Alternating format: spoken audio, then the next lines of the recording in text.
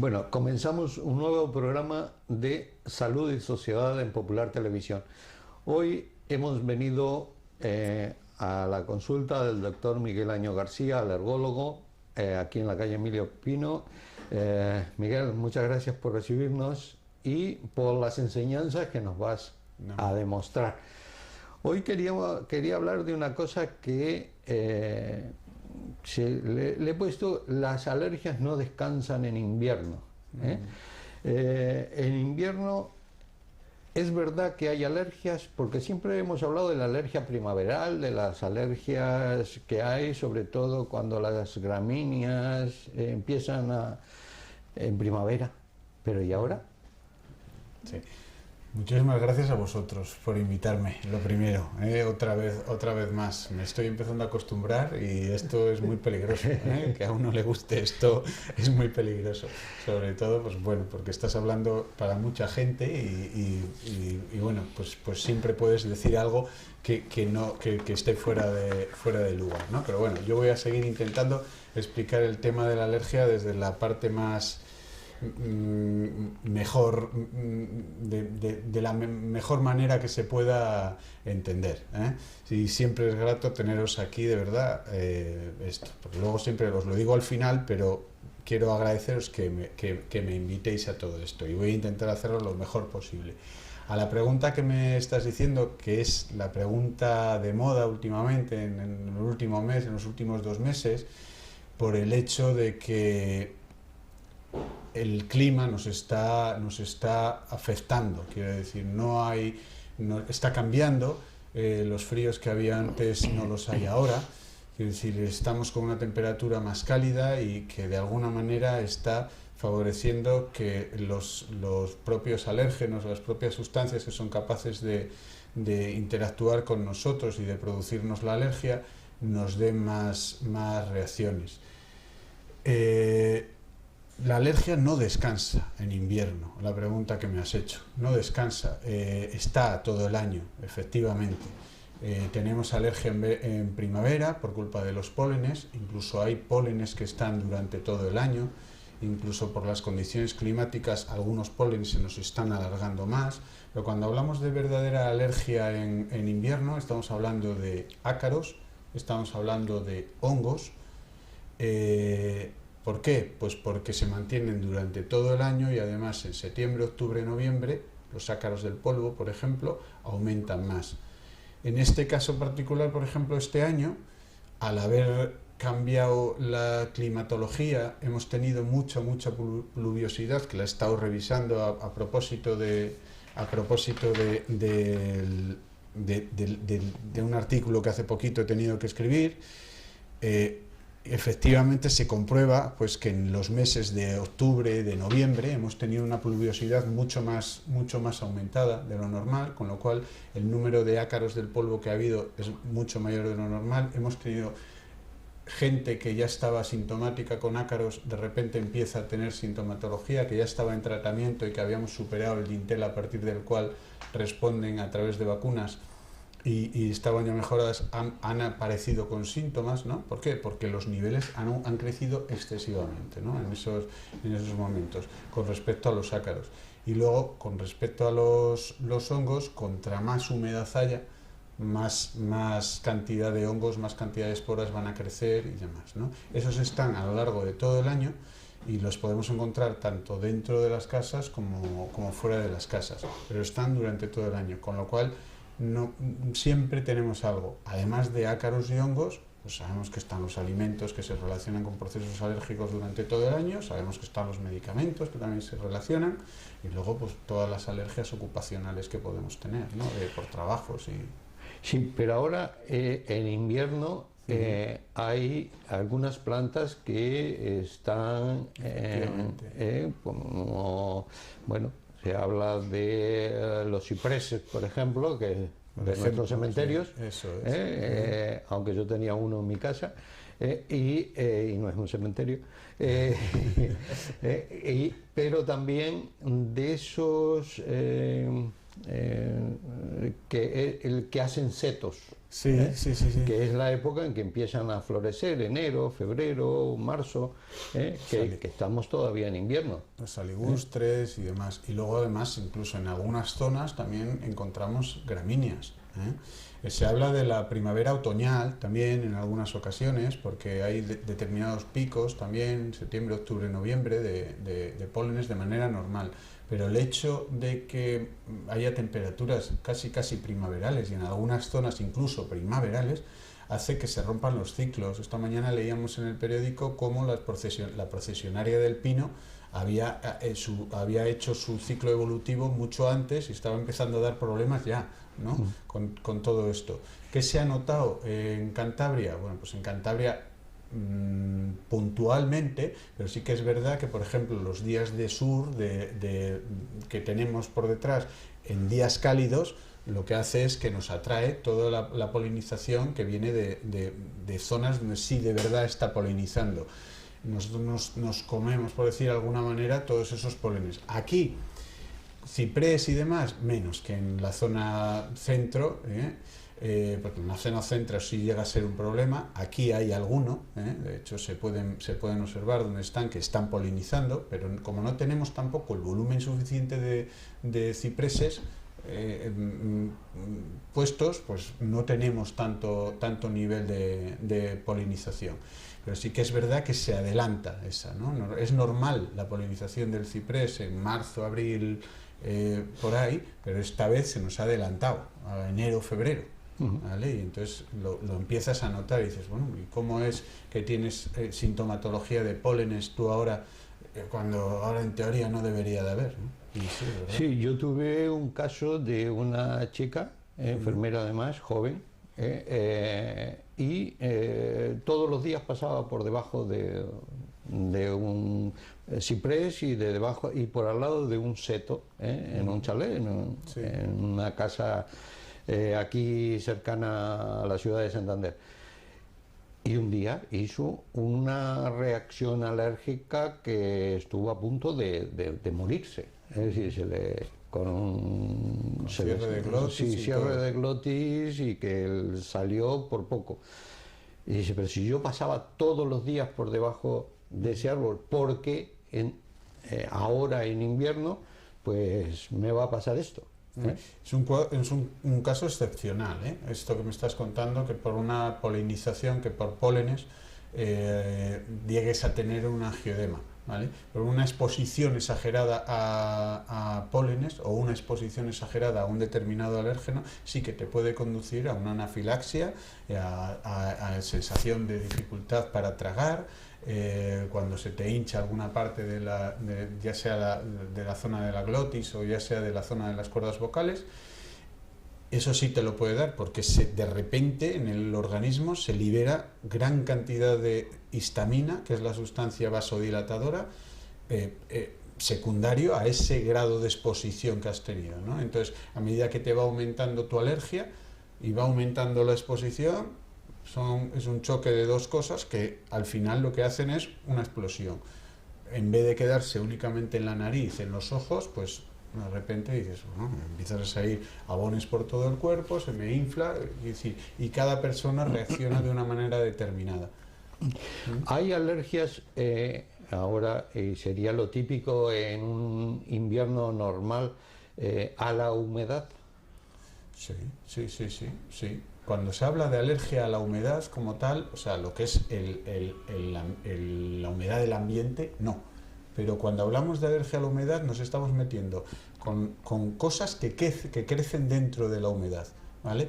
Podemos hablar desde dermatitis de contacto, que se ven favorecidas por este grado de humedad de la piel, o dermatitis eczematosas, que se producen por culpa de maceración de la piel, ¿vale?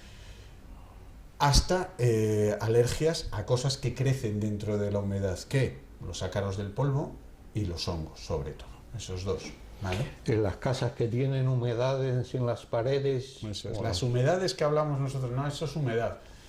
Si hablamos con propiedad, son hongos, o sea, son partículas, hongos, que si las miráramos al microscopio, veríamos cómo sueltan sus hifas y cómo si las acercáramos más, veríamos como cuando hay una corriente de viento, esas se sueltan y el olor a humedad que tenemos dentro de las casas con esas manchas son las que te van a producir el daño.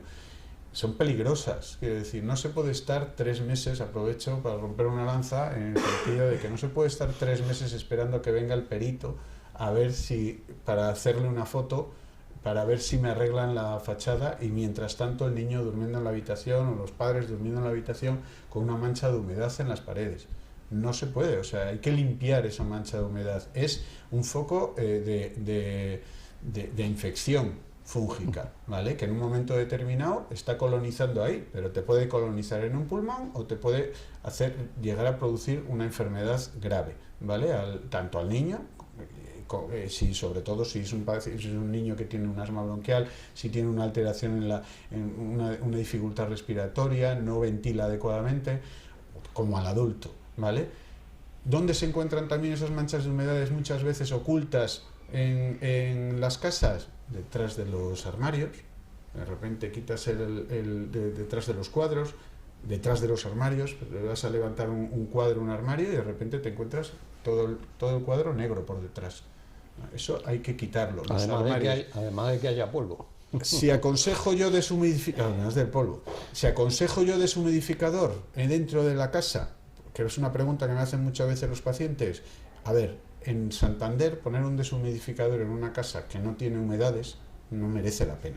¿Por qué? Porque abres la ventana y vuelves otra vez a estar al 60 y tantos % de humedad, ¿vale? Intentarla bajar más de la cuenta la humedad tampoco es sano, ¿vale? Porque la deshidratación de las vías aéreas te van a conducir a una hiperreactividad bronquial, que quiere decir que si te van a tender a cerrar los bronquios, que vas a tener ruidos, que vas a tener asma en pacientes asmáticos, ¿vale? En una habitación en la que sí tenemos humedades, aconsejo que pongan un deshumidificador cuando el paciente no esté dentro de la habitación, ¿vale? Sí, porque algunas veces aconsejamos, sobre todo en invierno, que el ambiente esté un poco más húmedo. Poner encima, o sea, tienes la calefacción a tope y el ambiente se reseca. Y algunas veces aconsejamos que poner un recipiente con agua encima de un radiador, o poner algo que haya humedad. Para que respiren mejor. Eso es. Y eso no va a dar ningún problema en el sentido de que vayan a aumentar los ácaros o no. En principio, por tener el ambiente humedecido no hay mayor problema. Ahora, poner un humidificador dentro de casa, pues cuidado, porque por ejemplo a los asmáticos no les viene bien eso. Y menos todavía aquí, o sea, a los alérgicos, a los ácaros del polvo no les viene bien eso, ¿vale? Y menos todavía en Cantabria, que no es que estés humedeciendo, es que estás sobrehumedeciendo. Sí, porque hay una humedad. Tenemos una humedad relativa bastante considerable. Y en el caso de, lo hemos oído fundamentalmente en las grandes ciudades, en Madrid, en Barcelona, en Valencia, el tema de la polución, es decir, el aumento de determinadas sustancias en el ambiente y que han hecho que no circulen los coches, que circulen los pares, los impares. ¿Qué hay en ese ambiente? Esas medidas nos damos cuenta ahora porque vemos las consecuencias de esa polución, ¿no?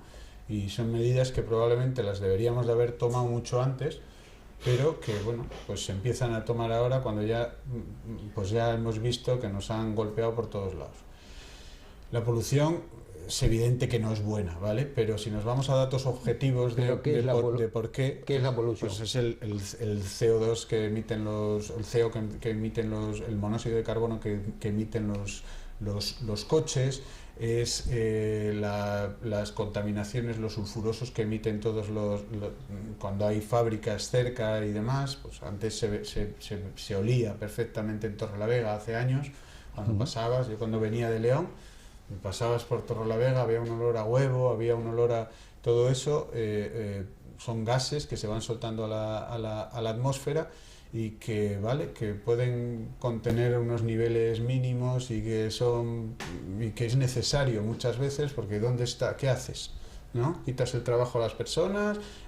Quiero decir, pues muchas veces hay que tolerar determinados márgenes para esto, pero dentro de lo que se pueda, no se acaba el mundo, hay que intentar reducirlo. ¿Por qué? Porque se sabe que, por ejemplo, las partículas estas de monóxido de carbono potencian, hacen como superalérgenos, ¿vale? Los mismos granos de polen son mucho más agresivos cuando están junto con la contaminación que cuando no.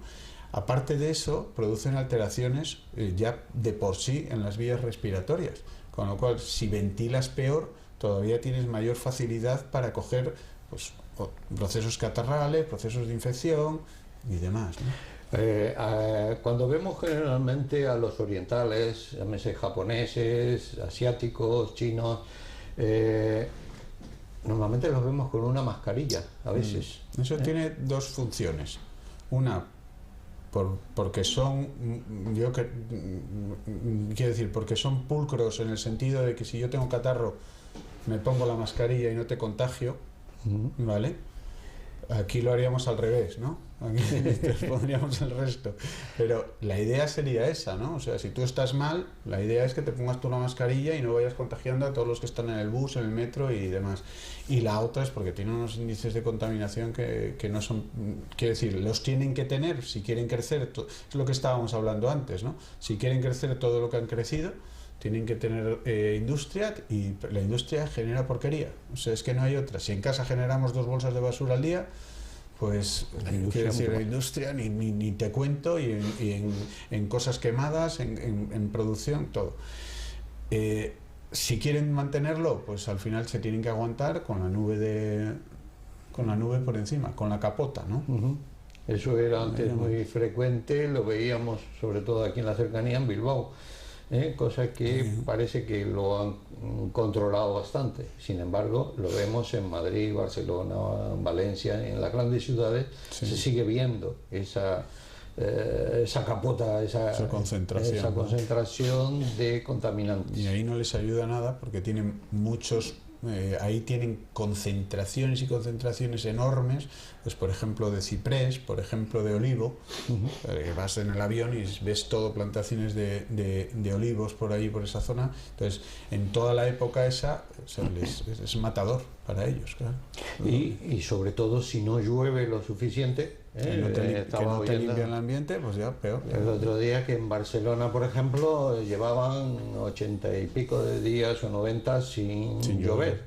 Que la lluvia lo que hace es bajar eso, ¿no? Tirarlo al suelo. Claro, y tirarlo al suelo y limpiar el ambiente, como aquí con los pólenes, cuando una primavera dura no es la primavera que llueve, sino una primavera dura es la que no llueve, está haciendo sol, ha llovido los meses anteriores, ¿vale? Si es verdad lo que dicen, que a partir de ahora, de febrero o marzo, empieza a llover, pues luego tendremos una primavera potente, porque luego me imagino que si deja de llover, empieza a hacer sol, por encima de 20 grados empiezan a polinizar prácticamente todas las flores, salen las margaritas y a continuación todos los pólenes. ¿Y hay alguna alergia al agua o al cloro del agua? Al agua, sí, al agua hay. Hay que diferenciar entre que sea alergia por frío o que sea alergia al agua tal cual. Alergia al agua, traducido al alergólogo, es una urticaria acuagénica muchas veces, ¿no? Hablamos de urticaria, aunque el cuadro puede terminar desencadenando pues hasta en una anafilaxia, que es cuando el cuadro es sistémico, generalizado y afecta a todo el organismo, ¿no? Con liberación de sustancias vasoactivas. La urticaria acuagénica existe y se produce, normalmente es rarísima, no sé si es 1 de cada 200 millones de personas, o sea, es rara, pero muy rara. Yo he visto alguna, Pues es rara, pero lo que pasa es que sea urticaria acuagénica pura. ¿Por qué? Porque es que esa se entremezcla con una urticaria colinérgica por el sudor, esa se entremezcla con una urticaria por frío, y son distintas. Las causas son distintas y la aparición y desaparición también es distinta de esta. La urticaria acuagénica, lo mismo que aparece, puede desaparecer en un momento determinado. Se piensa que es, hasta una gota, hasta una lágrima, es capaz de desencadenarte, a los 20-30 minutos, es capaz de desencadenarte una reacción urticarial en la zona, ¿vale? Con lo cual, pues bueno, hay que buscar alternativas, hay que ponerle, para hacer el diagnóstico ya de entrada, hay que ponerlo con agua a temperatura normal, con una gasa, ponerlo encima de la... Normalmente, pues, bueno, tiene un protocolo para ponerlo, se esperan 20 minutos más o menos y se observa la reacción, ¿no? Cada urticaria de estas pues tiene su prueba diagnóstica. Y una vez diagnosticada, entonces hay que darle una solución a ese paciente. Entonces hay que buscarle, por ejemplo, bebidas alternativas al agua, a todo esto. Hay que ponerle, se piensa que la causa... ¿Qué bebida hay que no lleve agua? Zumos o... Claro. Somos naturales. Eso es. Y luego se piensa que el desencadenante a nivel de la piel es un antígeno, que es hidrosoluble, ¿vale? Y que es el que desencadena a partir de ese momento el cuadro, ¿vale? Pero bueno, eso no está tampoco excesivamente claro, ¿vale? Eso. Y el tratamiento pasaría por medidas de protección y luego tratamientos para aliviar la sintomatología cuando aparece. Y en el caso que has mencionado de la urticaria al frío, es decir, que existe una alergia al frío. Sí, además es mucho más frecuente de lo que parece, que algunas veces se nos mezcla con la urticaria colinérgica, que colinérgica por frío, o sea, al hacer ejercicio físico y con sudor más frío, que se te desencadene los brotes de abones por todo el cuerpo y demás. Eso se puede incluso llegar a provocar en algunas situaciones si te pones a correr, estás con mucha temperatura en las piernas y hace mucho frío en el exterior, lloviendo, lo que sea. Llegas a casa, te metes debajo de la ducha y el cambio brusco de temperatura vas a notar cómo te pica todo el cuerpo, ¿no? Bueno, pues es una forma de esto. Urticaria por frío o afrígore, que se le llama, normalmente es bastante más frecuente que la otra que hemos mencionado, la acuagénica. Se desencadena pues desde baños en agua fría hasta ir en la moto con partes descubiertas, y en las partes descubiertas aparecer abones, ronchas en la cara, en las manos, en todo esto. Gente que pasa por zonas de congelados en los supermercados, o sea, permanece tiempo en la zona de congelados de los supermercados, ¿vale? Y hay que diferenciarlo pues de las crioglobulinemias, hay que diferenciarlo de otras patologías que también pueden producir esta misma sintomatología, porque existen mecanismos inmunológicos que se llaman precipitinas que con el frío precipitan y pueden producir una sintomatología parecida y no es lo mismo, ¿vale? Son dos cuadros distintos y se tratan de manera distinta. Normalmente esto pues se suele tratar con antihistamínicos, a poder ser de segunda o tercera generación que den menos somnolencia, y si eso no funciona pues hay que ir a alternativas más potentes.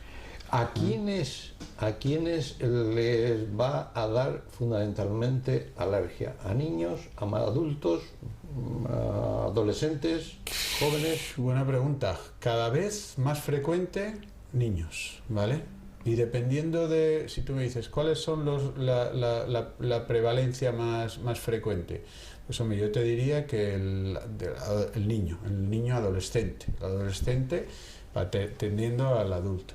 Cuando son niños pequeños y dependiendo te podría decir, pues mira, si me estás hablando de alergia a los alimentos, por ejemplo, pues es mucho más frecuente en niños que en adultos, por ejemplo, ¿no? Inicialmente. Y dentro de los niños, pues dentro de las alergias a alimentos en los niños, la leche, el huevo, el pescado. ¿Por qué? Pues porque uno se hace alérgico a lo que está expuesto. Entonces, al niño recién nacido, ¿a qué va a ser alérgico? No va a ser a neumoalérgenos, no va a ser a ácaros, a pólenes, no. A lo que es alérgico es a lo que le están dando, la leche, en cuanto se le introduce, ¿vale? Con mayor riesgo si se introduce a partir de los 6 meses de vida, que normalmente es cuando se introduce. En el adulto, si hablamos de alergias a medicamentos, por ejemplo, pues esto estamos hablando de alergia a medicamentos en el adulto. No estamos hablando en el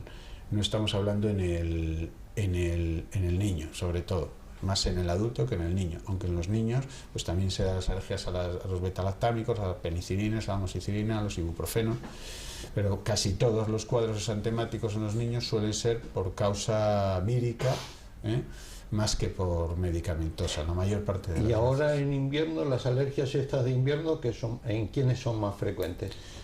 ¿En niños o en adultos mayores?